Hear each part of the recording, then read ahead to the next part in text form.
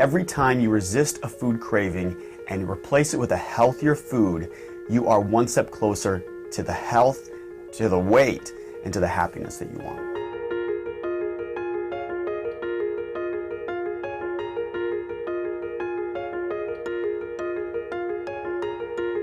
It's important that you avoid giving into food cravings and find healthy alternatives, because what happens is you are associating your need for something emotional, your need for a reward, your need for the satisfaction of physical hunger with this food that is often very bad for you.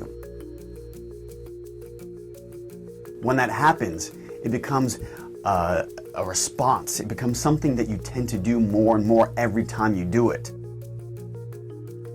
You know what's always funny to me is people who drink diet soda pretty much drink it or they don't. I used to drink 8 to 10 cans a day, and now I don't drink any. Why?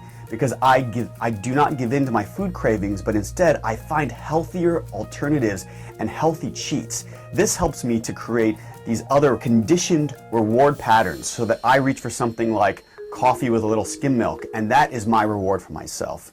Every time you resist a food craving and replace it with a healthier food, you are one step closer to the health, to the weight, and to the happiness that you want.